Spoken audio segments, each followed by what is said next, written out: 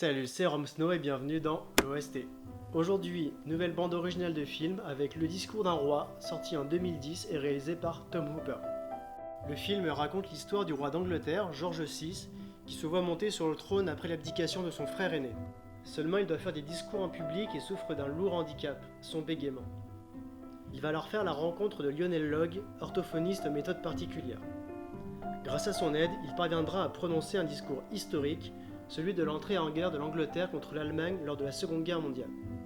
Le film a remporté entre autres l'Oscar du meilleur film en 2011. La bande originale a été composée par Alexandre Desplat. Oui, Desplat et j'insiste.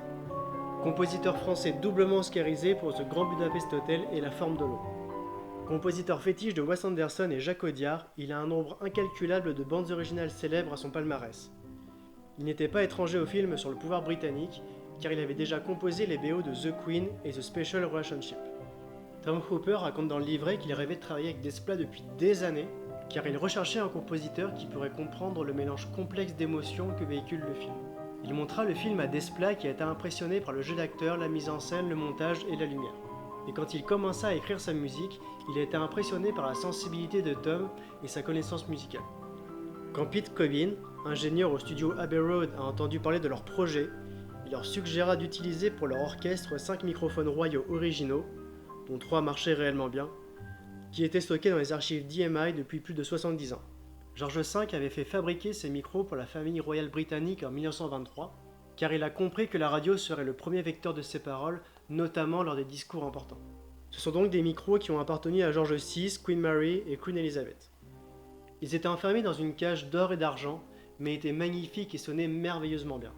Ils enregistrèrent donc l'orchestre d'Abbey Road avec ces 3 micros, mais avec un setup moderne pour la qualité technique du son. Ces micros créèrent une patine qui donnait un peu plus d'émotion à la musique et un petit plus romantique. Une sonorité qui nous replonge dans l'histoire, sans effet électronique ni artifice. Cela donne une bande originale sobre, légère, douce comme une musique de chambre, mais faisant place quand il le faut à des thèmes plus dramatiques. Après tout, il y a la menace de la guerre qui plane sur les épaules de George VI, et surtout cette tension de prononcer son discours avec son handicap. Et plus précisément, le film parle de quelqu'un qui ne peut pas s'exprimer, que ce soit la difficulté de parler ou montrer ses émotions. Est-ce que la musique devait faire ressentir cette forme de tristesse et de combat permanent? On ressent la sensation de blocage quand la mélodie elle-même n'avance pas, et que les notes se répètent au piano, illustrant le bégaiement du roi et sa peur de parler en public. Alexandre Desplat a aussi donné un côté enfantin par moments à sa musique. Car lors de sa thérapie avec Lionel, il replonge dans ses souvenirs d'enfance, son handicap étant lié à un traumatisme passé. Il y a un dernier point que je voulais aborder, c'était la présence de musique classique dans le film. C'était l'idée de Tom Hooper. À la base, elle servait juste de musique provisoire, comme je vous l'expliquais dans l'épisode de Lost, pour l'ambiance et pour le rythme. Mais ils ont trouvé qu'elle collait parfaitement lors de certaines scènes, notamment lors du fameux discours du roi avec la 7e de Beethoven, ou le moment juste après, avec un concerto de Beethoven qui évoque la sérénité après avoir franchi un obstacle insurmontable. Ce choix s'explique aussi parce qu'à l'époque, la résistance française utilisait les premières notes de la 5e de Beethoven lors de ses communications pour transmettre un message secret. Mais cela s'explique aussi pour des raisons dramaturgiques. Lionel, qui soigne George VI, utilisait des morceaux classiques lors de sa thérapie, avec des artistes tels que Mozart, Beethoven, Haydn ou Brahms.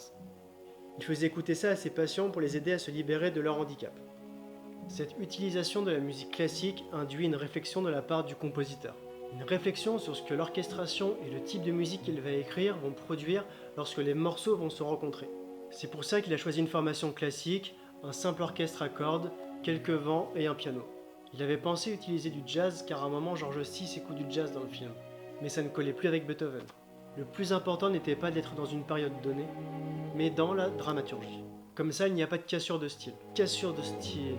C'est aussi pour ça qu'il ouvre le film avec un piano et un orchestre, pour faire la liaison entre les deux types de musique et montrer que la musique de film n'est pas juste une musique qu'on jette sur l'image, mais le fruit d'une vraie réflexion dramaturgique. Écoutons maintenant Fear and Suspicion, le morceau que j'ai choisi, pour vous faire ressentir tout le travail et l'émotion de Desplat.